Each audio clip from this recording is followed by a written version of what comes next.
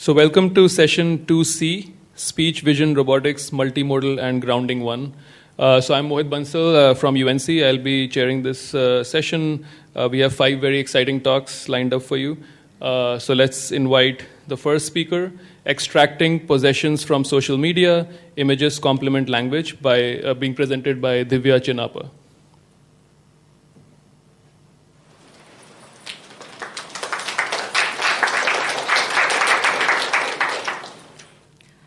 Good afternoon. My name is Dhivya Chinnappa. I'm here to present the paper, Extracting Possessions from Social Media, Images Complement Language. This is a joint work by me, Dhivya Chinnappa, and my lab mate Srikala Murugan, and our supervisor, Dr. Eduardo Blanco. We are from the Human Intelligence and Language Technologies Lab at the University of North Texas. I'll first talk about the motivation behind this task, and then I'll talk about previous works on extracting possessions, followed by how we build the corpus, the terminology, the annotation process, the labels involved, followed by how images are helpful in extracting possessions apart from text. And then finally, I'll explain the architecture and the results. So the motivation behind this task is to extract possessions from social media. So before extracting possessions, let's see what possessions mean. Possession is an asymmetric semantic relationship between two entities where one entity belongs to the other. The entity that belongs to the other entity is called the possessee, and the entity which has control or which owns or holds the other entity is called the possessor. So we have 3 different cases in here in which John is the possessor in all of the cases.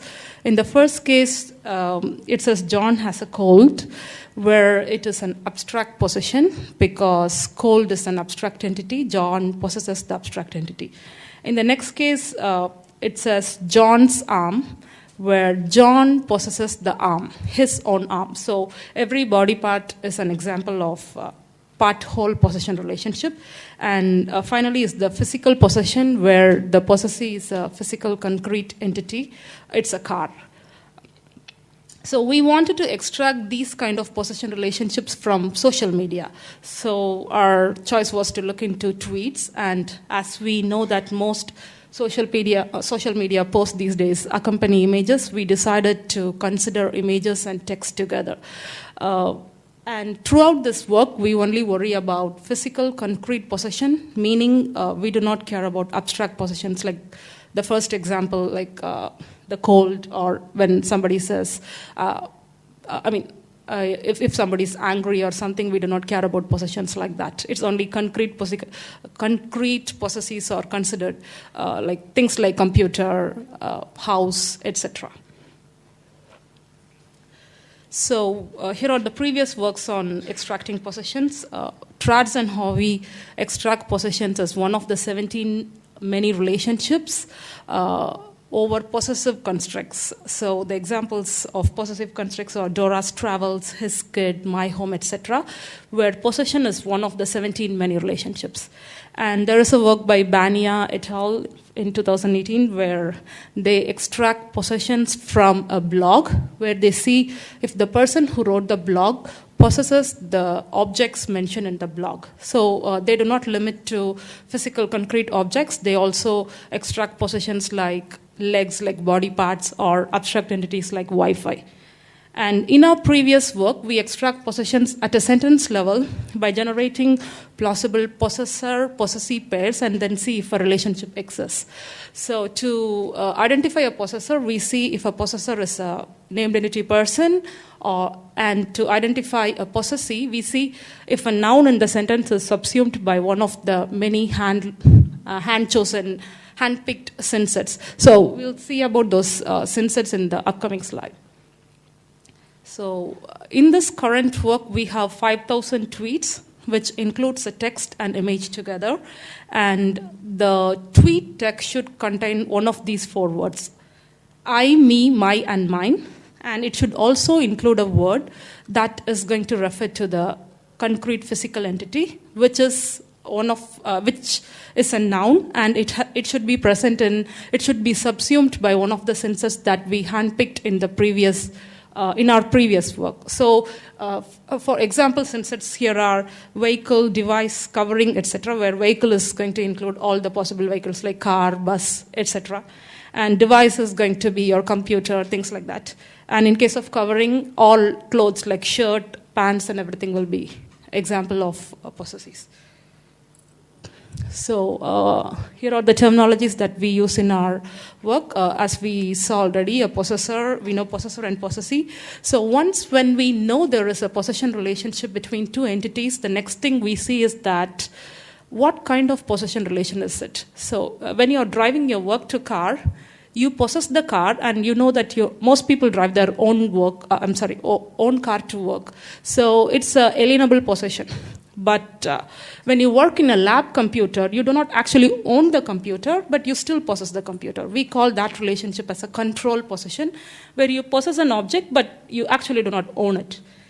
And we have temporal anchors of possession, which tells when the possession holds true. Is it true when during the time the sentence was uttered? Is it true before the sentence was created, or is it true after the sentence was created?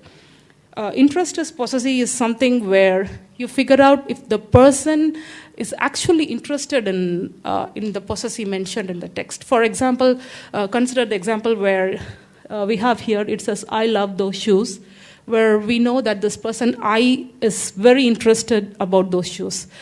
Consider another example where somebody says, "Stuck in traffic, really annoyed," or something like that. So maybe the sentence is, stuck in traffic in my car. So the person actually possesses the car, but he's not very interested in the car. So this is another attribute we identify.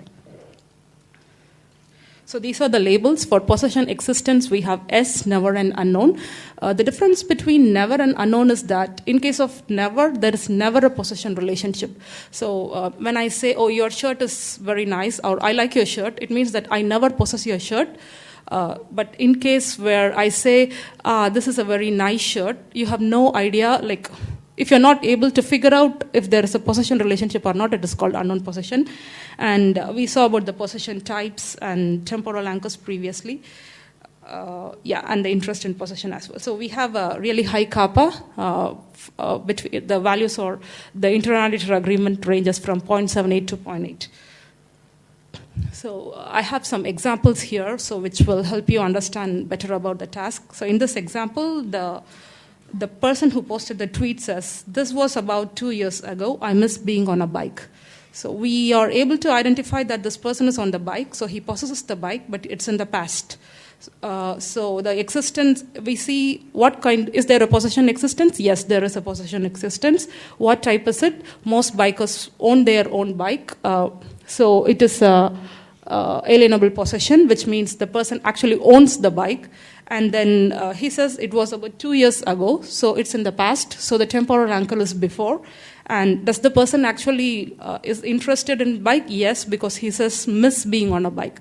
So these are the different labels that we get for this particular example. Here is another example where the person who posted the tweet says, "Borrowed my man's jacket for the weekend, I miss you." So this whole tweet is about how wonderful her boyfriend is rather than about the jacket itself. But still she is in possession of the jacket. So there is a possession relationship, but it's a control possession.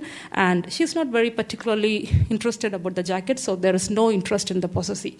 And she is possessing it when the tweet was tweeted, so it's a during possession. Here is another example. It's pretty much the same. So this example says that my niece in a hat that's too big for her and baby sunglasses is my favorite thing. So we can see that the person who tweeted this particular post does not possess the hat. It's her niece possessing it. So this person never possessed the hat. If you see in the previous example, I'll just skip because it's pretty much the same. Okay. If you see in this example, here the person who tweeted says, "Please tell me Walken is Mr. Fuzzy Pants." in this particular example, pants does not refer to a physical concrete entity. It does not refer to the clothing that we wear. So it does not make sense to ask if there is a possession relationship at all in the first place. So we treat this to be a never possession where there is no relation at all, and the rest of the labels are not there because there is no possession relationship and there is no interest in the possessee as well. Here is a case of unknown where the tweeter says, the person who posted the tweet says, sharing my top fringe boot picks for every budget and style on. We have no idea if the person who posted the tweet possesses the boot.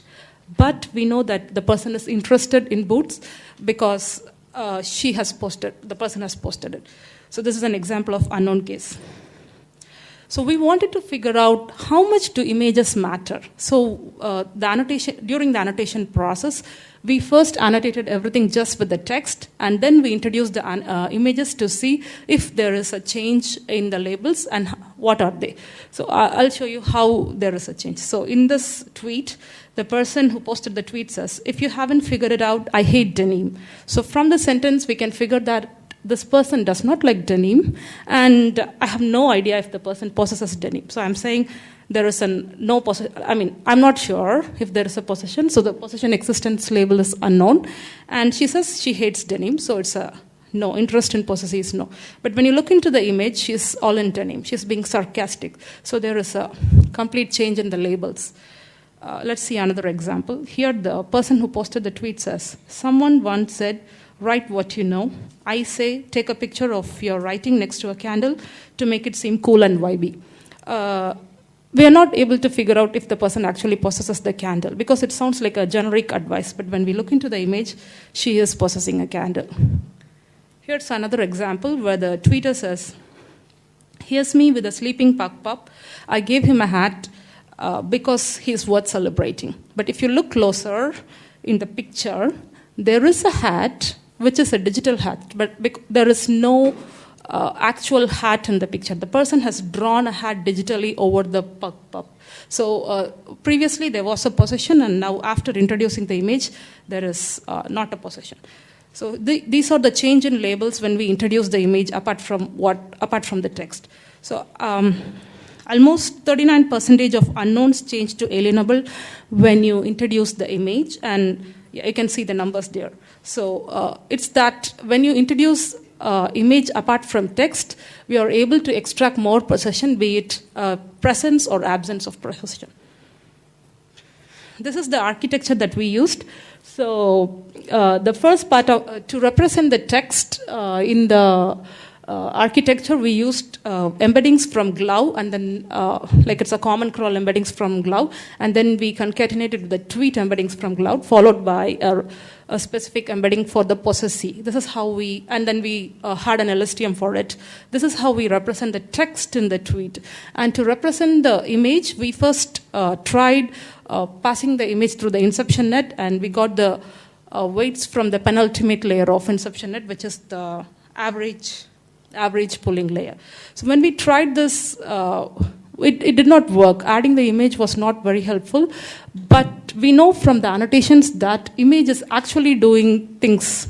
So we wanted to even represent the image better. So we passed the image to Google Vision API and took the top 5 tags from Google Vision API and represented it as with pre-trained word embeddings, which was actually helpful. The results will support it.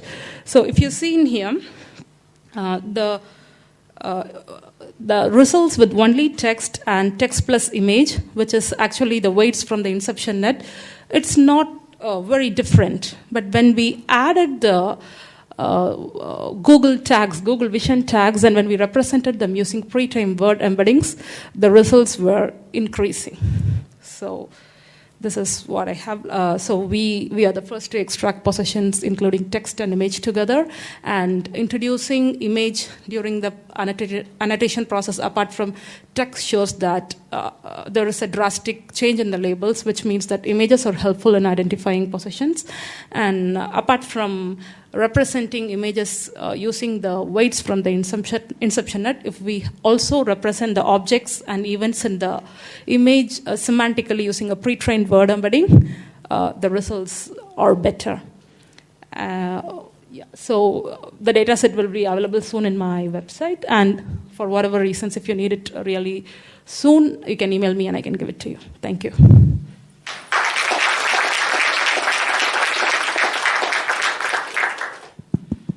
So time for questions. Yeah. Maybe you can, I'll take another. Oh. No, right behind you. Yeah. And if you don't mind, please introduce yourself before asking the question. Hi, I'm Michal from IBM Research. I want to know, maybe you can say something about what application or what are the use cases that you can use such a technology? So in general, possessions can be our goal is to see the semantic sense of possession.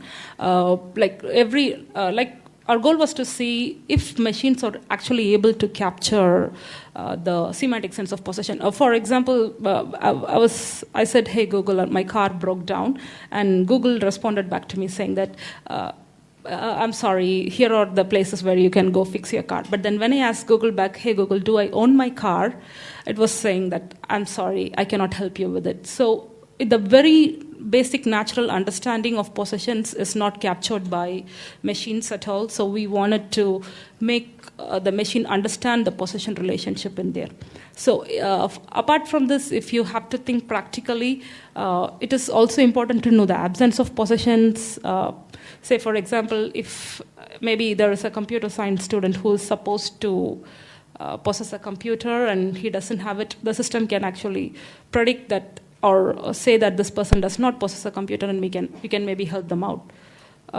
Apart from this, recommender systems could benefit from that. Maybe when you purchase a home, you can suggest household products. Or another thing we can do is to identify skills. Like if a person possesses a bike, we know that he can ride the bicycle. You can also detect skills.